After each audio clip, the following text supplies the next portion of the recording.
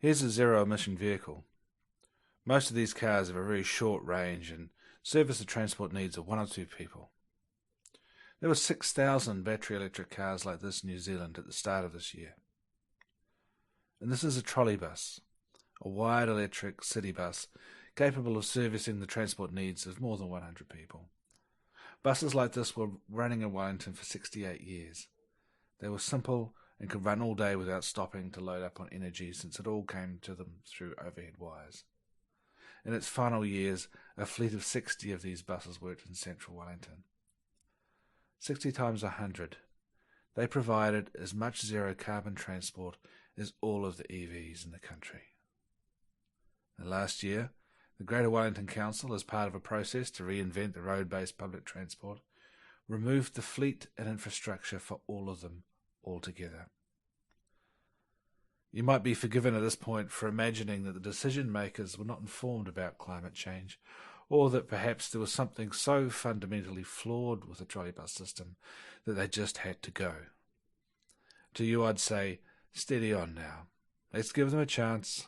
Let's see what their plan was.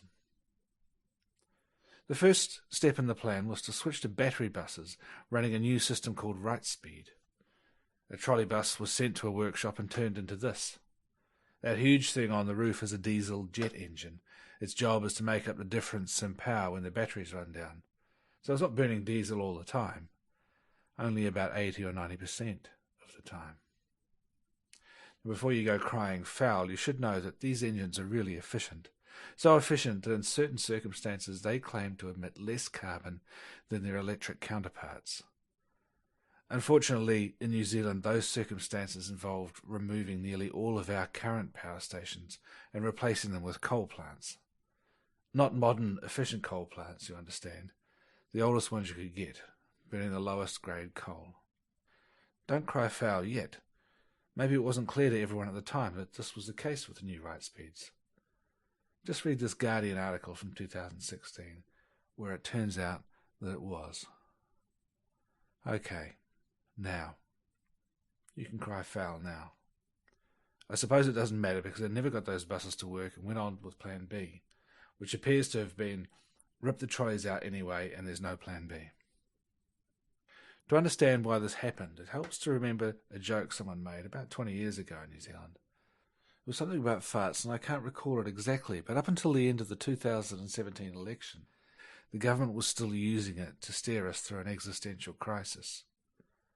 Basically, it used a Massey Ferguson to fix climate change. So that was worth a shot. No Plan B meant that we could drive whatever we wanted in Wellington. We could even get double-decker buses, just like London. Even better, really, since the City of London is banning the use of diesels, while we get to earn ours right up Brooklyn Hill, which is amazing, since we couldn't get diesel buses around the hills in the past, which is why we got the trolleys in the first place. The council did have an objective to get emissions down in the new fleet.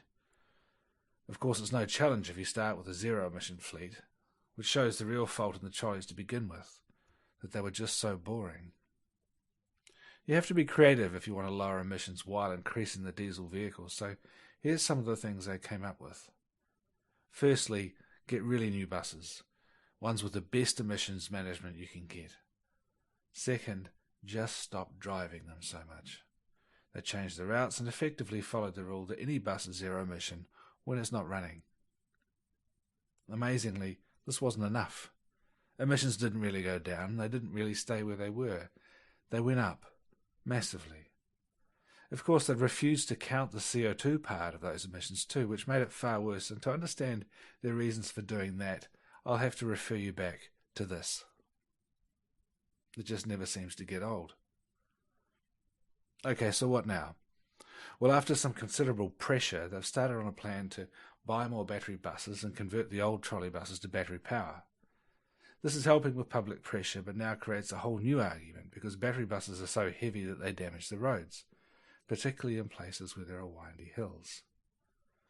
After 68 years of running trolley buses in Wellington, we haven't needed to think about that here. Because any time we want to move a load up something steep, we use an electric motor. You can even lift things vertically that way. Imagine. In the hilly cities of Prague and San Francisco, they did some experiments with battery buses. This is what they found. It is important to know at this point that Prague and San Francisco are not the same as here. Let's take a 5-point whistle-stop tour around each place, sticking mostly to residential areas, and you'll see that Wellington is much more hilly. Essentially, it's a collection of separate mountains, all with people living on them, all rising from sea level. So well-funded and well-organised cities with world-class public transport solutions tried and failed with battery buses. We tried and failed. Now, we're getting them anyway.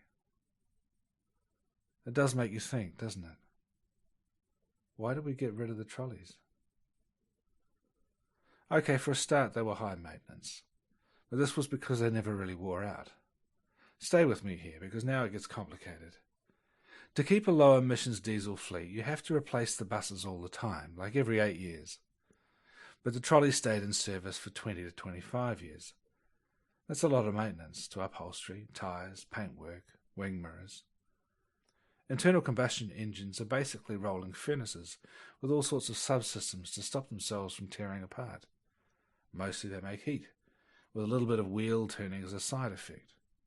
As they gradually tear themselves to bits, they emit more and more pollution, so they get taken off the road. They also contain a bunch of electric motors to pump stuff around. Now, electric motors, the big ones used for transport, are no more complex than the small motors. They can run for decades without wearing out, and when they do, all of the parts, the bearings, brushes, windings, can be replaced. There is another city in the world with hills like Wellington's. It's Valparaiso in Chile. They put trolley buses in there in the 50s, just like Wellington, and they only replaced them when they were properly worn out. Which is to say, many of the original buses are still running. Some people said it was the substation maintenance that killed the trolleys. The problem was the substations didn't really need much. Their components had a service life of 40 years, probably a good bit more in Wellington since they were seldom used under a full load. It wasn't the overhead wires. Most of them had recently been replaced, and the drivers claimed the system had never been in better shape. So maybe it was those pesky poles.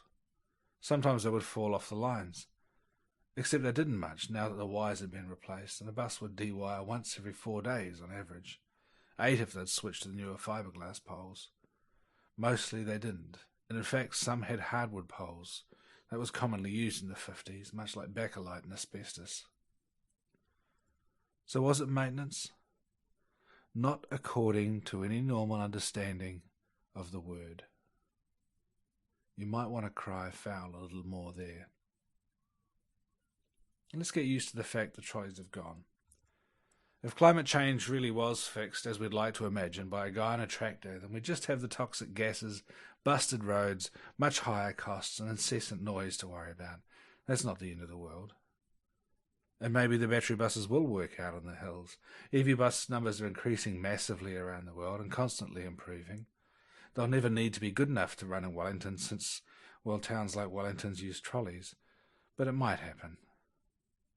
And in the meantime, let me tell you a couple of things about battery vehicles. As the Rightspeed people claimed in 2016, the batteries make them very heavy. The buses are around 3 tons empty. The batteries need to be replaced every few years at around $150,000 a pop, and they heat up when they're under load. Here's the instrument panel on a Nissan Leaf. This is the most popular EV in New Zealand. Those dials are all battery, the rapidly diminishing reserve of energy on the right, and the temperature on the left. And here's the battery bus the council has prepared for us. Black batteries on the roof of a black bus. 5 o'clock on a summer afternoon, after sitting in the increasing daytime heat, now attempting to carry its own weight along with 50 passengers up a 200-metre climb. That bus will be thermonuclear. You might need to blow on it before you get on.